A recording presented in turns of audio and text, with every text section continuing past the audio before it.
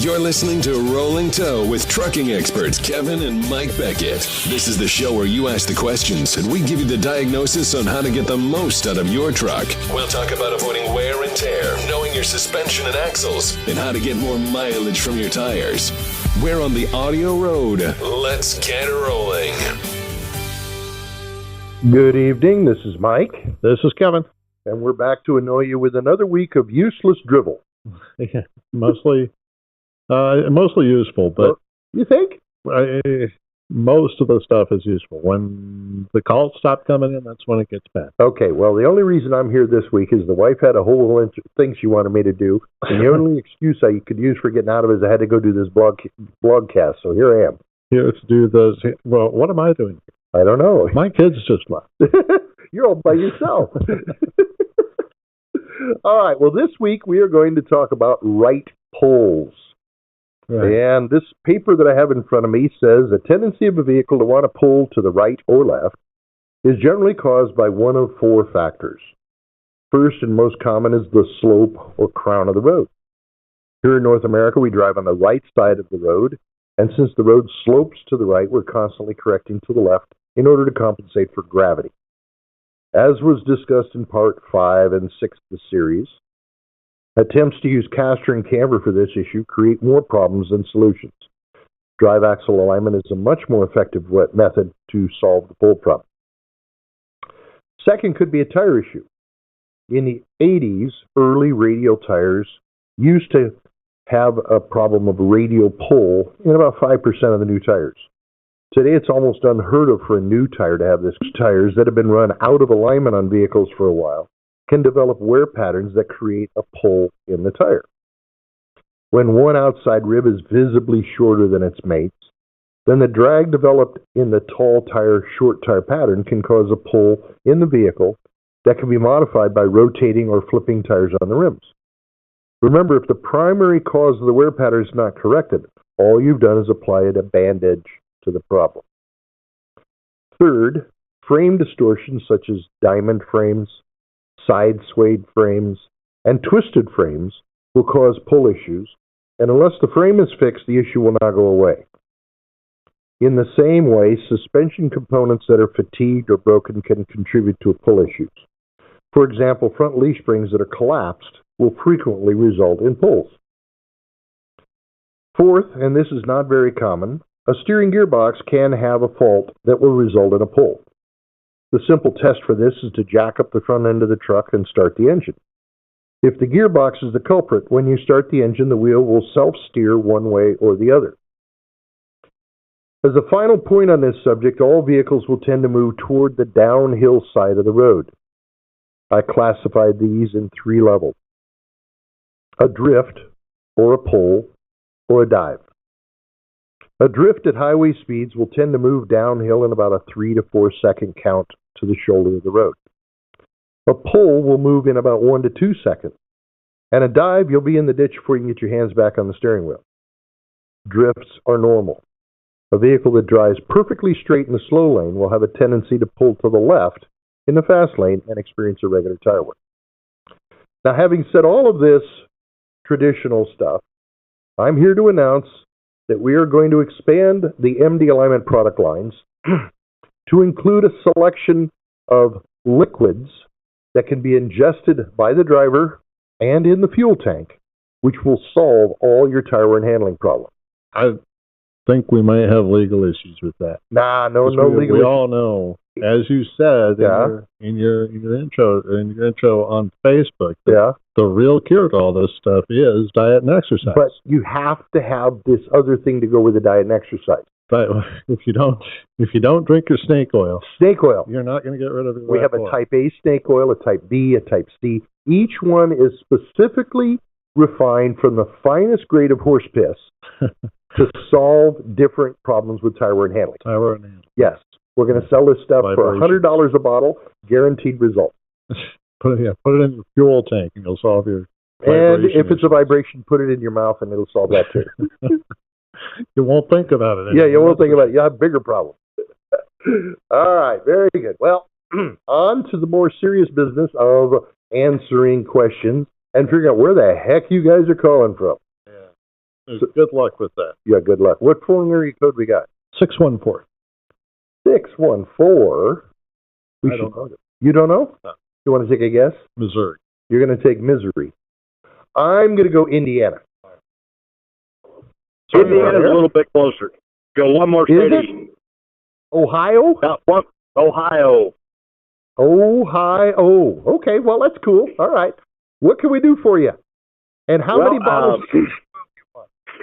I'm still chuckling at that. I'll take one of each. Each. Okay, good deal. Refined stuff yeah, homeopathic, right? It's homeopathic. Yeah, the homeopathic stuff. We gotta keep it real a little bit. Well, the problem I have, and actually Mike commented on one of my posts on the Maintenance Matters, was I have a hop. We thought we found it when one of my thrust bearings that was replaced a year ago was already destroyed because they didn't put enough shims in. So we replaced that. Huh. That wasn't the problem. Couldn't find anything else. We then found a bulge in the passenger side steer tire, which was a Michelin XTA3. Only had 51,000 miles on it. So I'm thinking, okay, there's my problem. Well, we replaced it. Still have the hop. Ah. Okay, so let's talk about the hop specifically. As you're driving down the road, does the hop occur at a certain speed, or do you have to hit a bump to start the hop? It's actually at various speeds. Like earlier, I got the cruise set at 67. It was smooth as can be. Now, the hop is a little bit here, but not too bad. If I let off the cruise and then try to accelerate again, the hop will come back. All right. When you feel the hop, do you feel it in the steering wheel or do you feel it in the seat and feet? Both. But where do you feel it first? I guess it would be the seat and the feet, and then it comes from the front end. All right. I believe you've got a driveline vibration. I don't think it's a front end vibration at all. Okay? Okay. If the hop starts, can you accelerate out of it? Or do you have to brake and slow down to get out of it? I have to slow down. Slow down. Yes. Okay, so we have a harmonic. When it starts hopping or shaking like this, does it tend to shake and then stop and shake and then stop and shake and then stop, or does it just shake? It kind of varies. Coming home before I replaced that steer tire, it was constant. Now, like right now, it's a little harder as I'm accelerating. So while you're accelerating, it's shaking. Yeah, well, it's kind of all over the place. That's okay, because there is a vibration that will only occur when you're holding a steady speed. And if you accelerate, it goes away. If you decelerate, it goes away. But you just described yours that you're accelerating and it's still shaking all the time you're doing it, right? Yeah, the cruise, put fuel to it, and it actually got worse for a second. Now that it even backed off, the hop is still there, but it's still constant. All right, it's not wheel bearings. Okay. Does it occur at speeds below 40 miles an hour, or do you have to be up above some other? It's above 50, 55-ish. Okay. Above 55 before it'll come in. Can you be in different gears and still have the hop? Yes. Yes. Okay, good. So we're behind the transmission. Yeah, we've eliminated the transmission, we've eliminated the clutch, we've eliminated the engine counterbalance. All of that stuff is not part of it, okay? Because it has to be above a certain speed, it could be balanced, but it's probably not, okay? Especially when it gets harder when you try to accelerate. That sounds like the thing that reminds me of is the what's that? The Flex Air. The flat tire? No, Flex Air. Oh, the Flex Air. Yeah, it strikes me as being a drive angle, ride height problem. Right. That's where my gut is leading me. The problem is most ride height driveline problems tend to occur down closer to 40, 45 miles an hour, not up over 50, 55 miles an hour. Now, the next thing that I would do with your truck is I would try to get 4 jack stands, jack the rear of the truck up, put jack stands under where the U-bolts are in each one of the wheel positions so the wheels are up off the ground, Okay. Take all the rocks out of the tires, because they're going to come out anyway, and then run it up to speed on the jack stands and have somebody outside looking and see if you can see anything jumping up and down. Okay. Okay? If you don't find anything that way, the next thing that I would do is I would remove the intermediate drive shaft between your front and rear diff. Lock in the power divider and drive the truck just using the front diff for power. Okay? Okay. If it goes away, the problem's in the rear diff or in the relationship between the rear diff and the front diff. So you could still have a driveline angle problem. Okay? Well, I was going to ask you, that's one thing I was just going to say is the last guys that it was Speedco that greased my truck, they said there was play between the front diff and the rear diff. And my mechanic checked it out. He said there is play, but not enough to concern him. How much play is too much? Yeah, and he's talking about in the intermediate drive shaft, right? Yes. So if you remove that and test drive it and you can't make it vibrate, you just found your problem. Sounds like a plan. Okay, buddy? All right, thanks, guys. You have a great day. Thanks and buy some snake oil. Yeah. All right. That on the website right away. Right. Bye. Okay, all right, very good. So that was Ohio. 614 is what he said? Yeah, they dropped off. He dropped off. Okay. Don't put it on the other one. Okay, yes. We've got another caller. Where's he at? Plenty of time. Let's go right to him. 937. 937. I'm going to get my crystal ball out, and I'm going to judge northern Jamaica. California. Okay, you got California. Okay. Hello there. Yeah, man. This is the snake oil salesman, and what can we do for you? Yeah, man. I'm from Jamaica. Jamaica, huh? Jamaica, New York? Jamaica, Ohio. Other Ohio one. Wait a minute, this is not fair. There you go. 614, and 937. Both Ohio. Okay, all right. Did you put Ohio in there? No, Jamaica. You put Jamaica in there? Okay, what can we do for you? Got a question about axle flex. I'm considering going to a super single, and my trailer, it's a flatbed, has 30,000-pound axles. So with a 2-inch offset, do you think I would have a... Yeah. You would not go with a 2-inch offset then? Never go with a 2-inch offset. There's a stability issue? No, the problem with the 2-inch offset is not just that it extends the axle, increases the flex of the axle, and reduces the load capacity of the axle. That's all things it does automatically. The second thing that it does is that it moves the load from between the two wheel bearings to on the outer bearing. And you overload the outer bearing and you overload the bearing journal, and you wind up either ruining the bearing or ruining the spindle. And you're definitely ruining the tires. So the first thing is no 2-inch offset rim. Okay? Roger. All right. Now, you thinking about going on a trailer or on the truck or on both?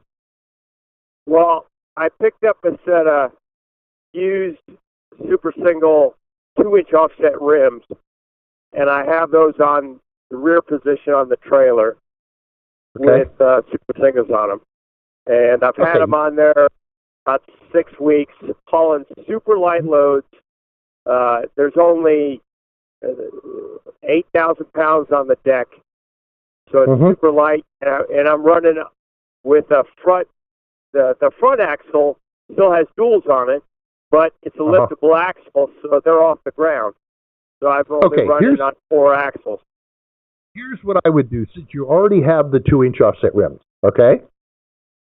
What can we do to make those run? And we've got several owner-operators and small fleet guys that have rotated the 2-inch offset rims around so that the 2 inches inboard instead of outboard. Okay? Yeah. Now, because of the center part of the rim that the studs go through, you actually wind up with a 1-inch inset instead of a 2-inch outset. Okay? Yes. The axle doesn't flex. You're moving the weight toward the larger of the two wheel bearings. Everything seems to work just fine with everybody that's tried it. Okay. Okay. And I would get the wide base tires for the front axle too. And since you've already got 2-inch offset rims, find 2 more used 2-inch offset rims and flip them around the same way. I don't think that would really be bothering anything as far as performance, would you? Well, the reports I've gotten, and this is all just anecdotal data. People, they don't have any way to measure it, but they say it feels like it. They say when they had them on 2-inch offset, the truck was mushy, and when they flipped it around, the truck felt more stable. And a couple of them claimed they actually got a little fuel economy improvement, but I don't believe that. Yeah, that's not our business anymore. Yeah. And this is on a trailer, not even the tractor. So... Now, you're going to do the tractor too? When the tires wear out.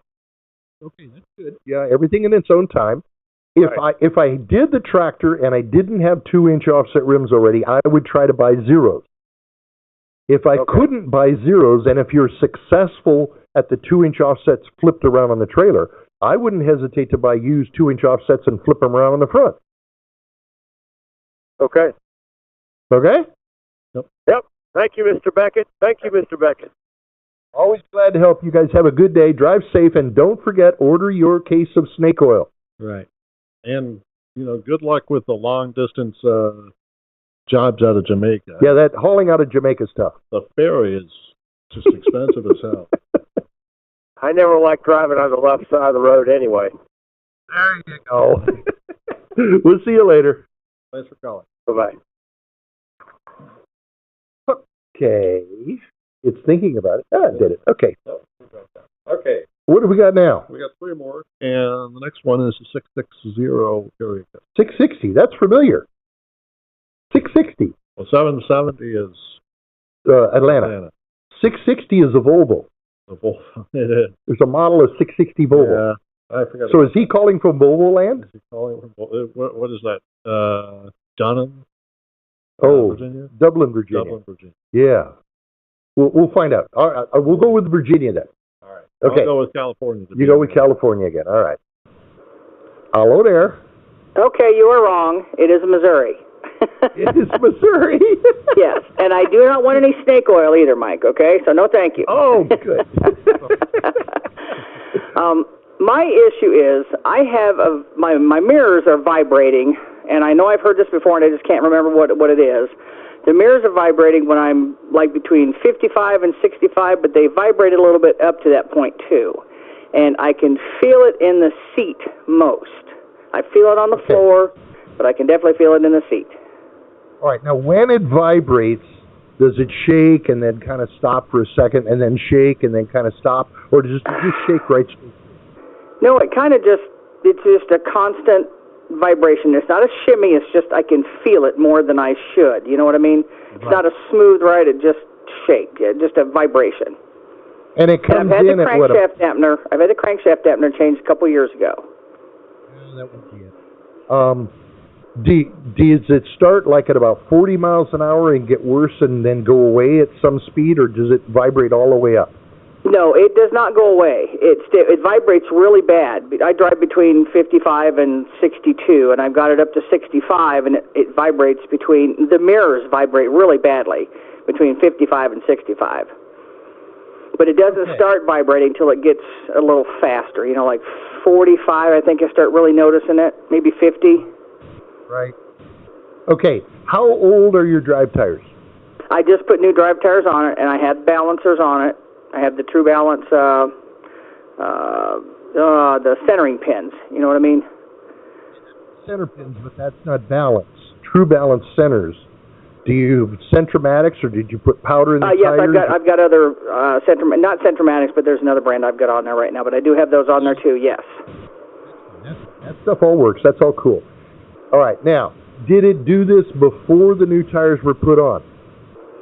Yes, I was just trying to think back. I just don't know whether it was that bad or not. I just don't remember, but it's just really getting aggravating. Yes. It's hard to see out of my mirrors when I'm doing 60 miles an hour, I understand. Okay.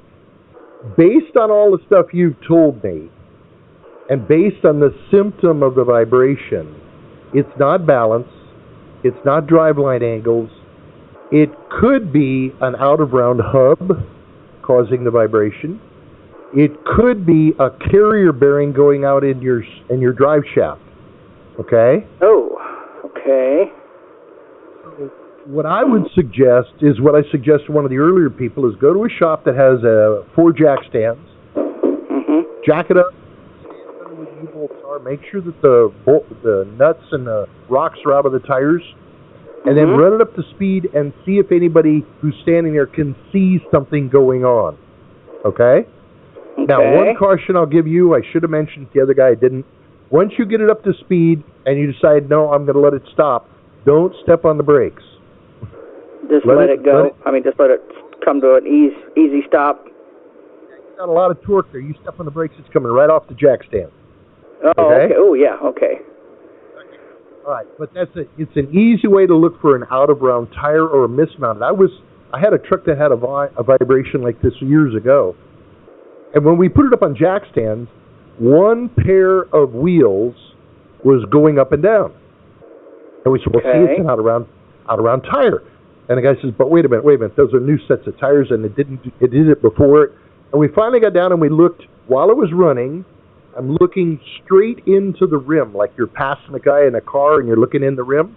And all the lug nut pattern was going around in a circle, oblong. And when we finally figured out the hub was mismilled, and the whole thing was going around like an egg. We put a new hub on it and solved the problem. Okay, so I might have a hub out. Okay. So possible carrier bearing, or an out-of-round tire, or a hub, right? Out-of-round hub or something like that. Okay? Okay. Those are the things you're going to be looking for. Okay, gotcha. Okay. Okay, so it's not driveline, not crankshaft dampener, or anything like that. Okay. No, okay, well, hopefully this will be fairly simple to find, I hope. What you should do before you get to there, you're driving the truck. You just said you've got the vibration going on. You're at 55, 60, 62 miles an hour. If you pop the truck into neutral, does the vibration go away? I have not checked that. Try that. Because if you pop it into neutral and the vibration goes away, it could be in the clutch and it could be in the engine. If you put it into neutral and it stays, then it is definitely not in the transmission, the clutch, or the engine. Okay, clutch, engine, or transmission. Okay, well, what would that mean? How could that be in the engine? What does that mean? How do you get a vibration from the engine? Well, there's harmonics and peaks of power that come out of the engine. Okay. And the way a clutch is designed, I don't know if you know that there's sideways springs in the clutch. Okay. And they're supposed to move at a certain rate that dampens the vibration coming out of the engine. Well, if those springs are broken and they're not moving like they are, the vibration could be coming from the engine and throwing itself all the way back. Okay? So from the clutch. Okay, all right. That's why you want to pop the transmission into neutral, not just put the clutch in. Because we want to find out if it's neutral. Okay, and if it stops, okay, in neutral. I'm writing all this down, sorry, because I'll never remember this. Okay, in neutral. If it stops, that means it's in the clutch or the engine or the transmission. Or you think it's in the clutch? It's not. No, if it stops, if the vibration stops, it is something from the transmission forward. It's not in the back end. Right. If it continues, it's something from the transmission back. Okay, gotcha. Okay, transmission back. Just Okay. ways to isolate where the vibration's coming from. Yep. Okay, I'm sorry, I didn't hear that. Ways to isolate where the vibration's coming from. Okay. Okay, I'll pop it in neutral. I'll try that next time I get out and get going in the truck then. All righty, you drive safe. All right, thank you very much. Thanks. Bye-bye. Bye-bye. Another successful snake oil sale. Well, she said she wasn't going to be buying. Oh, she said no? I thought she said yes. I thought she said she was. I've already shipped her 3 cases. She's already got it going. All right, what do we got? We got 205. 205, Alabama. Okay. I don't know why I said that, but Idaho. you're Idaho, I'm Alabama. Okay, all right. Hello, Tuscaloosa. Roll Tide, Alabama. It is Alabama? It is. Lucky. I called in and talked to y'all guys a couple of weeks ago about inside tire wear on my super singles on my trailer. 2-inch offset rims, and we talked about flipping the rims around. Yes, sir. Can you hear me? I can hear you. Okay. Anyway, went to the shop, had the wheel bearings checked like you recommended, and they did determine that the wheel bearings were fine. It was axle flex causing my tire wear. Uh-huh. We talked about flipping the rims around. We can't do that on my trailer because of the way the pan's designed on my rims. We can't flip them because the valve stem, something I failed to mention to you when I called in before, I have disc brakes on my trailer. Oh, you got disc brakes. Yeah, the valve stem will not clear the calipers if we invert or if we flip the rims. That's the problem. Yep. So we're kind of stuck right now trying to figure out the solution and not having to spend $1,000 a piece for new rims. Okay, let me give you another idea then. Okay, now we're way outside of the box now. Okay. Okay. We're going to try and stiffen up the axle to reduce the flex that's occurring in the axle. Okay. Since we can't change the rim, let's stiffen the axle. If somebody wanted to take some 1.5-inch angle iron and cut a piece to set on top of the axle that flips from axle bracket to axle bracket, and tack weld that iron on, and then take 2 small pieces and put it from the backing plate to the suspension, one on either side, so all the way across the top of the axle you put some more steel on it, it won't flex as much. Okay, so we're trying to reinforce it where it don't give at all. Because the only thing that our shop could offer, we lease our truck and trailers, and we have a complete maintenance deal with them. And when we ordered these and spec'd them out, they were supposed to come with the super singles already installed. And they did a little research and found out that these trailers came from the factory with duals on them, and instead of doing the right spec out, and I guess, I don't know if it was an axle or different wheel bearings or something should have been installed with the super singles, they just found a cheap pair of aluminum rims and popped them on there and didn't think about the axle flex. And aluminum rims are cheap because everybody that's learning, they suck. They don't want them. They want zeros, so they're harder to find. So the guy that made the mistake was the trailer shop, not the manufacturer. Yeah, and the big question is, if it's leased, are you going to be able to do that? And it was the same issue with the tractor on the drive tires also. But we spec'd out the tractor for disc brakes also, but we came with drum brakes on the tractor. But they were able to flip the rims, so my rims on my tractor are already flipped. Right. Right. So how is that working for you with it flipped over? Is there any problem seen so far? There's some wear, but it's not wearing anywhere near as fast as the trailer's wearing. What about the handling rider? I mean, the wear for the... We lost him. I think we lost him. Hello? Well, hold on. Give him a second. Maybe he'll come back. I'm waiting. Are you there? Hello? Can you hear me now? I don't hear We lost him. He's gone. Okay. All right. Oh, he's gone. Yeah, he's gone. But he did try it. Now, that's interesting. You cannot flip a 2-inch offset rim if you have disc brakes. Right, it won't work. Okay? But because the tractor came in with drums, he was able to successfully flip it, and it seems to be giving him some benefit. All right, if you have the disc brakes, then the only other choice I can see is you got to reinforce the axle. You have to reduce that flex. Yeah. Okay, all right. We got another call there. What? It's 832. Yeah. Ontario? I don't know. I feel like 832. Northern California. All right. Okay. Hello there. Hello? Yeah. What part of Northern California are you from? Oh, God, don't put me with the liberals. So where is 832? Just south of Houston, Texas. Oh, down in Sugarland area. Oh, yeah. I'm from a small town called Alvin. Okay, I know where Alvin is. I've been there.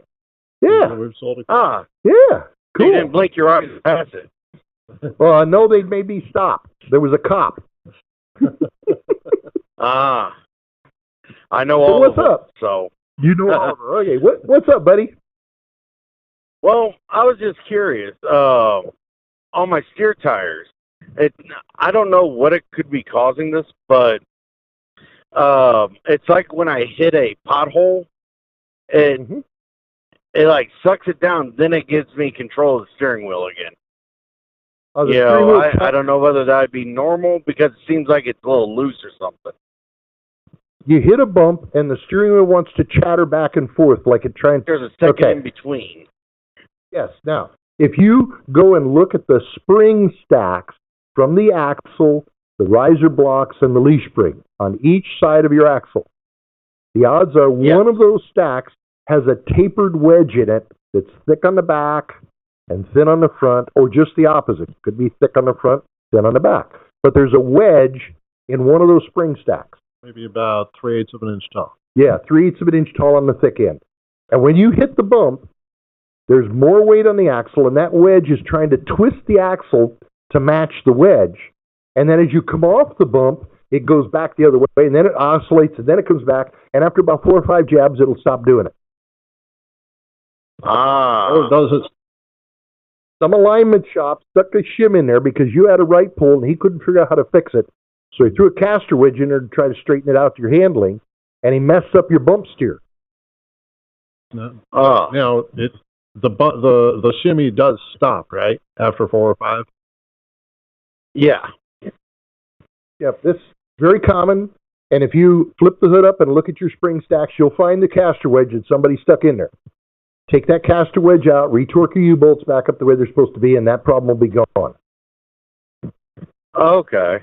Now, I'm a lease stop, so I really don't know the complete history on this, unfortunately.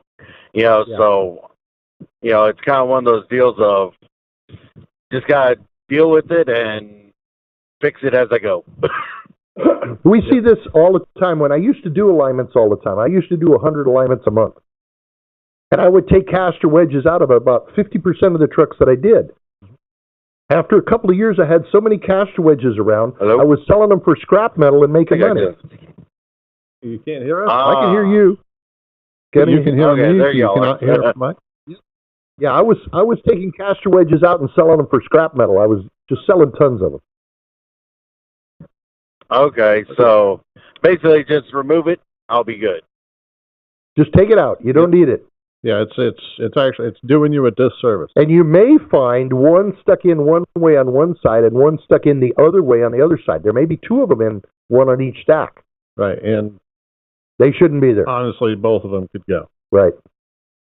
Okay? Okay. All right, not a problem. Thank you so much.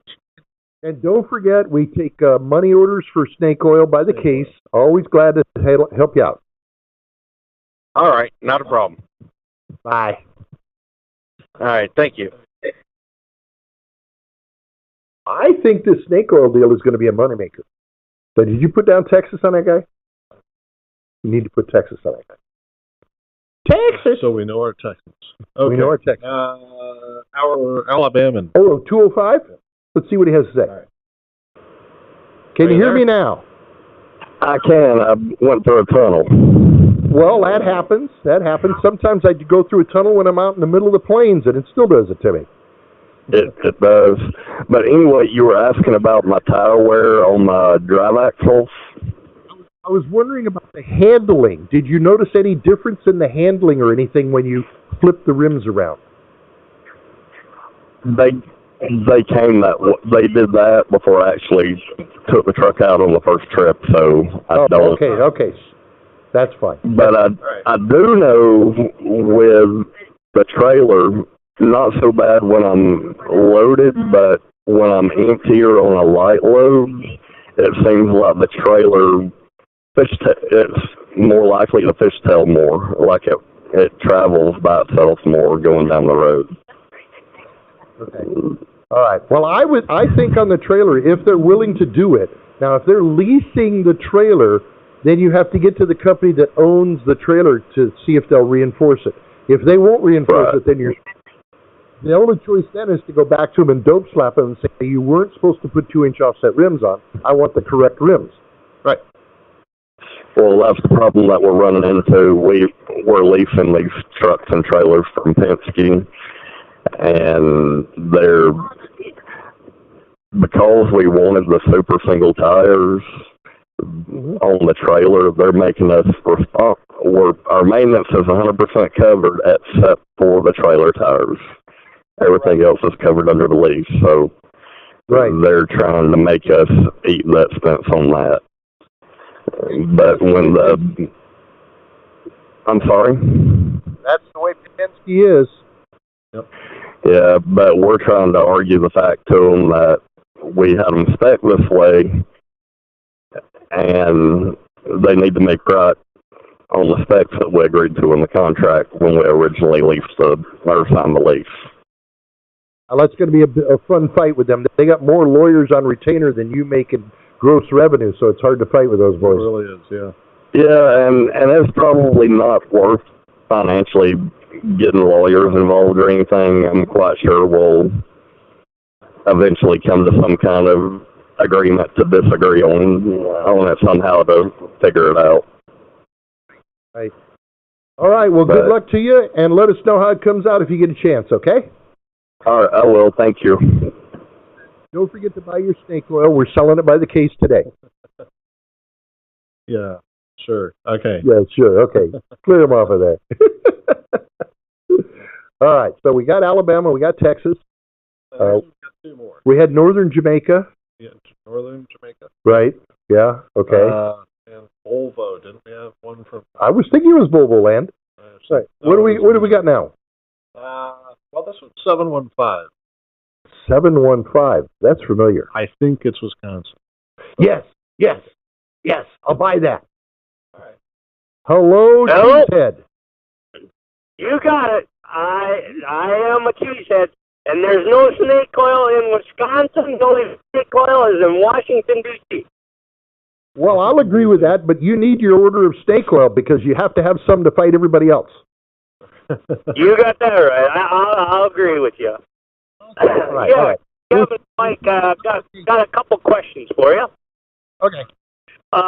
One question is a friend of mine on his trailer. He's got a flatbed spread axle, and the trailer is not quite a year old, and all 4 tires on the inside of the axle. You don't have super singles. He's got duals. But all 4 tires on the inside are wearing funny, and it's choppy. Yep. Is that axle flex, or is that loose wheel bearing, or what? It could be either axle flex or it could be loose wheel bearings. Both of them do the same thing. Now, the first question I have is, do you know what model suspension is underneath that trailer? Is it a Hendrickson? I honestly cannot tell you that. I do not know, Kevin. Okay. Or Mike. Call him up and tell him to walk down the left side of the trailer. There'll be decals on the side of the trailer that tell him what brand suspension's under it. And the odds are it's Hendrickson. Because they sell the most. They sell the most. It's the cheapest, lightest weight suspension available on trailers. But they sell it in a 6-inch diameter tube that is as thin as a Coke can. And as you hit bumps in the road, it flexes and chops the inside edge off the inside tire every time. That might be a little bit of an exaggeration. No. Me exaggerate? Shocking. That's okay. But he did take it into Indianapolis to a trailer place, and he lifted up the front axle, and he did it himself. He lifted up the front axle, and there was play. Now, if it was a loose wheel bearing, or no, if there ain't a loose wheel bearing, can you still have some play there? I mean, could you really feel it, or not really? If you grab the wheel, I mean, you know what I'm saying?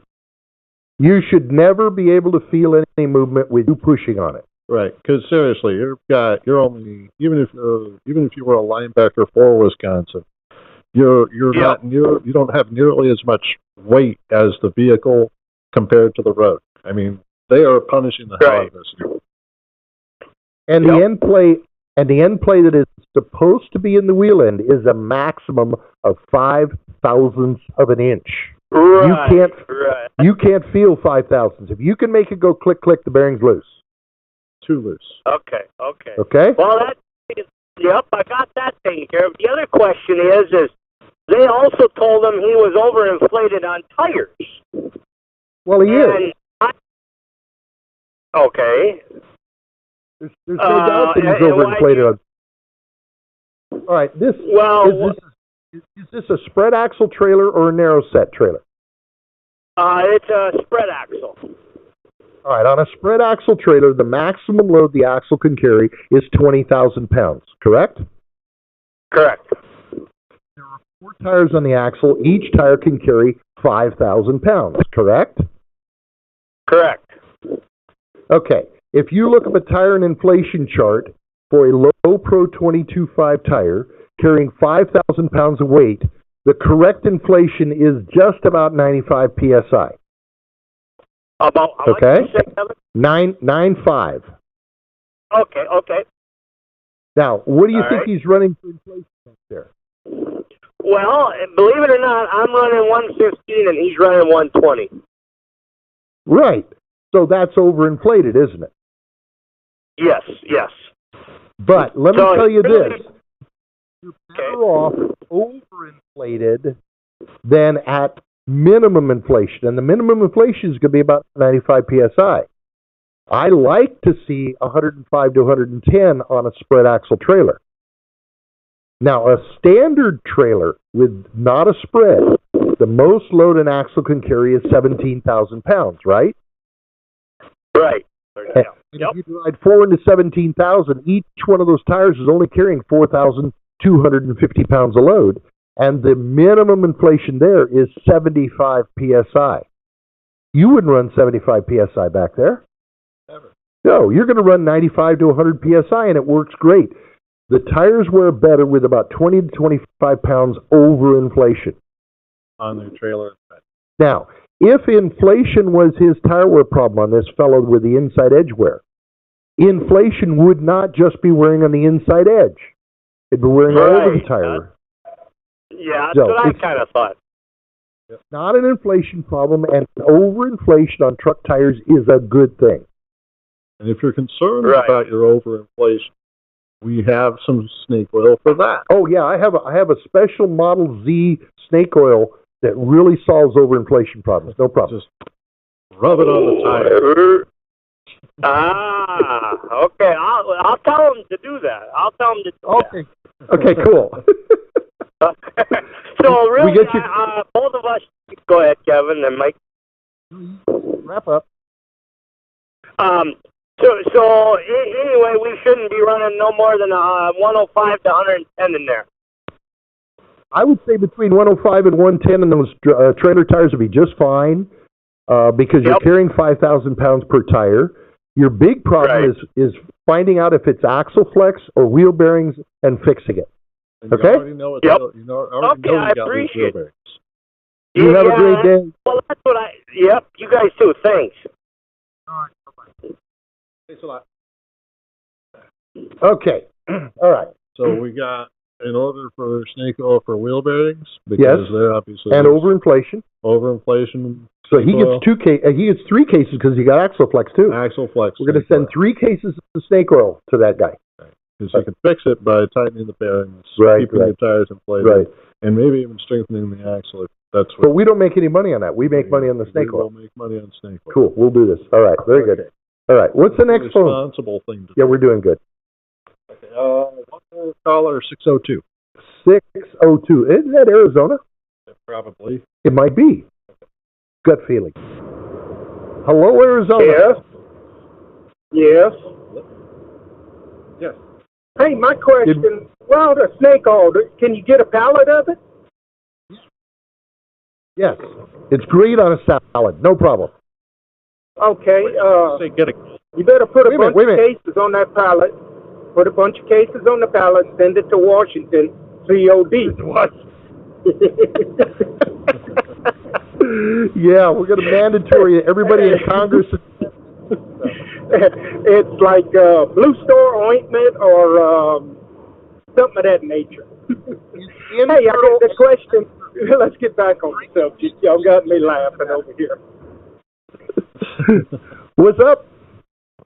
Hey, your MD alignment system, does it work on a motor coach? Does it stick out so the tires are recessed in too far or what? On a motor coach? Yes. How big of tires are we talking? 22.5s. It'll work on a motor coach every day. We do them, no problem. The MCIs and the Setras and the Van Hools, no problem. Okay. That was it, gentlemen. Not a problem, buddy. We like working on those. Those are fun. Yep. Thank y'all very much. You have a great day. Okay. How long have we been on the air? 45 minutes. 45 minutes. Okay. Now, the good news is that we've answered all the questions that have come in so far. Yep. The bad news is that if we don't get any more questions or comments, I'm going to start telling jokes and singing. Yeah. Somebody See? immediately. They don't want us to. Where's he from? 740. 740. 760 Southern California. 740. Where is that? I should know it. Minnesota, maybe? No, it's not Arizona.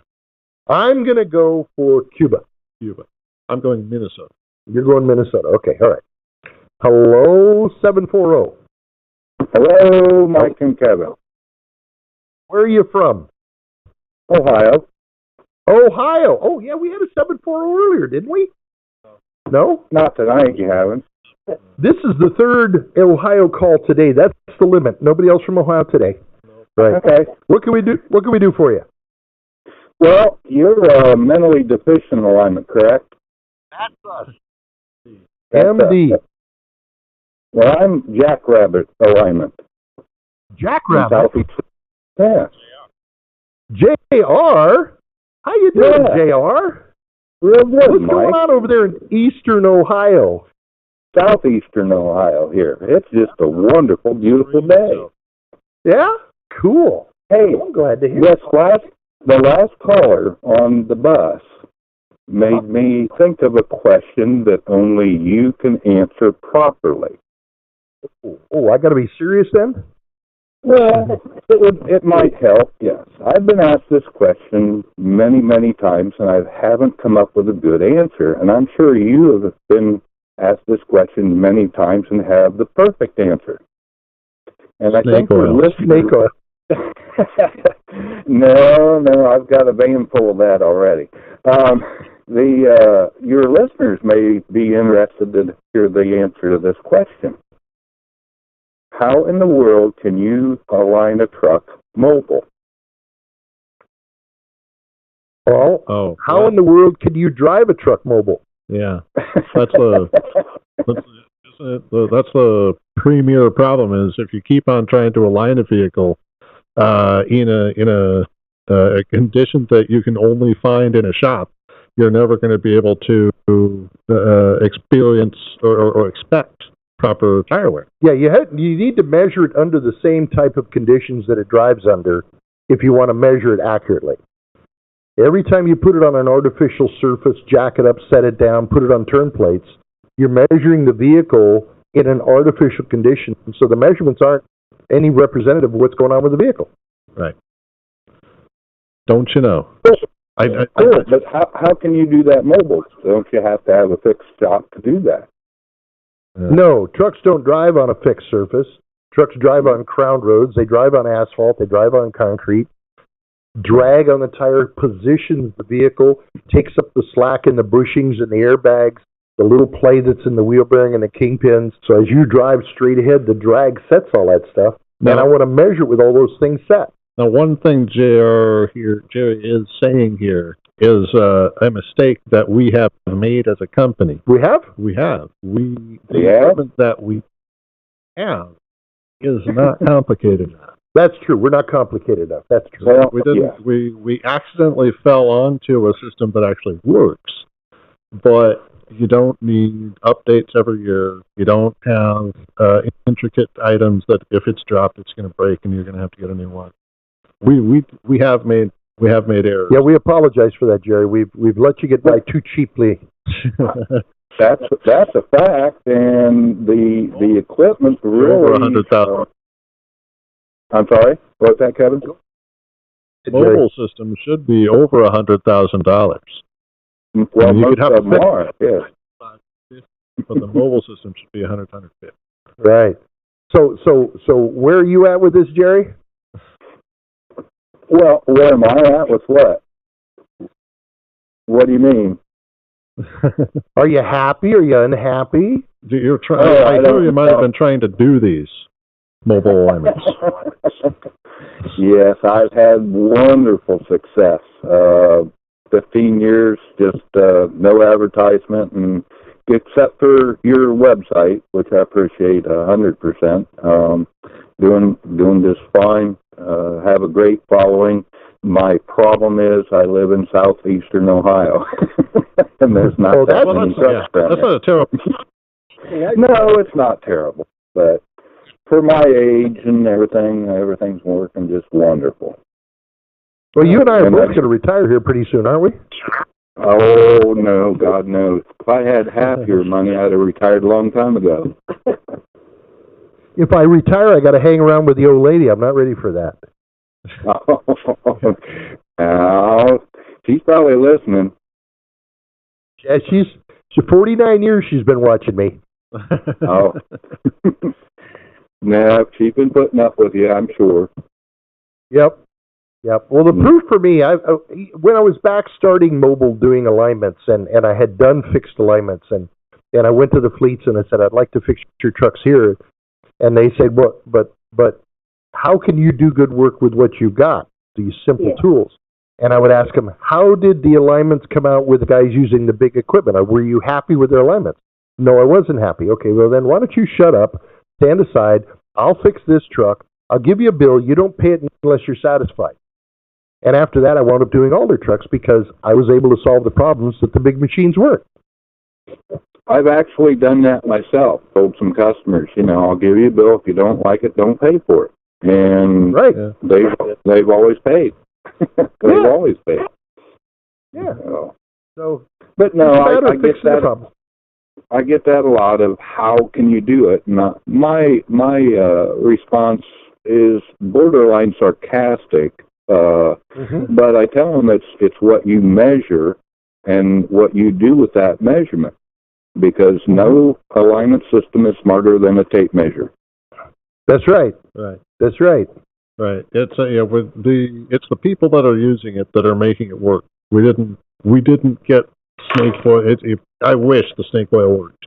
I wish we could the snake oil works. I just want to sell it. Would they buy it? I want to make some money. They'll buy it. I guess that was enough. Yeah.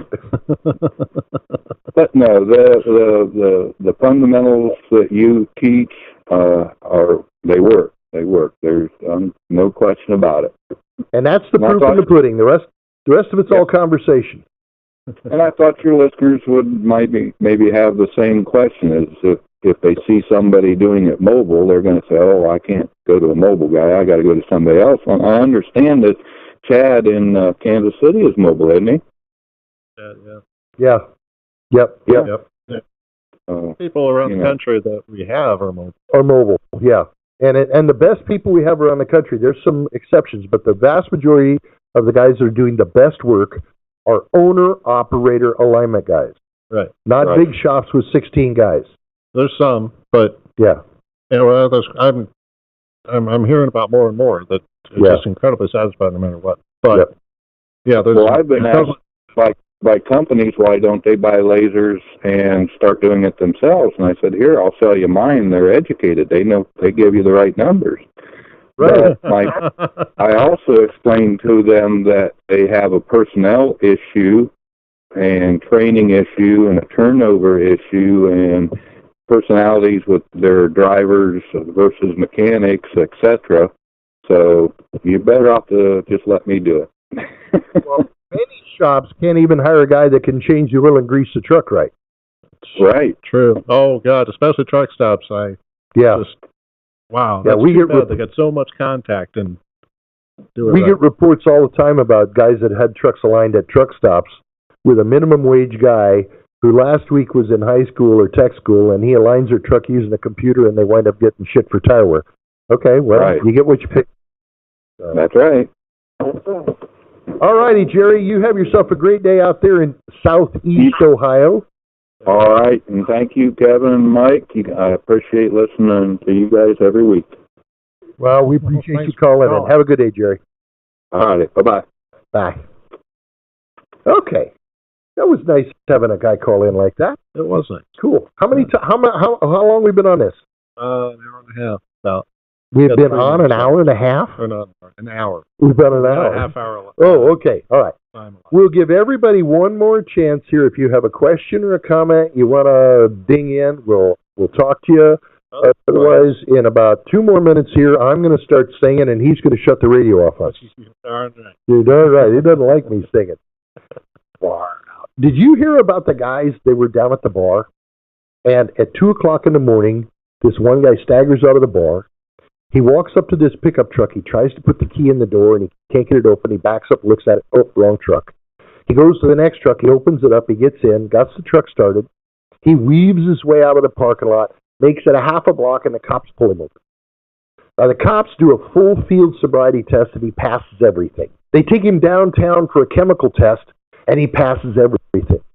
They say, we don't understand this. We watched you stagger out of the bar. We watched you walk up to the wrong truck. We watched you weave out of the lot, but you passed everything. What's this all about? He says, oh, well, I'm the designated decoy. The other guys have gone home. Everybody else. Yep. And speaking of that, it's been a great time. You guys have yourselves a good one. We will be back next week to do another session on vibrations. The week after that, we're going to skip. So we'll be back next Sunday, then we'll skip the next Sunday. Yep. Okay? All right. Have yourselves a great day. Thanks for listening. We'll talk to y'all later. Thanks for joining us on Rolling Toe. If you like what you heard here, leave us a rating and review on iTunes or listen to our other shows at audioroad.letstruck.com. To get in touch with our tribe, call us at 855-800-FUEL. That's 855-800-3835. Thanks for joining us for the ride down the audio road.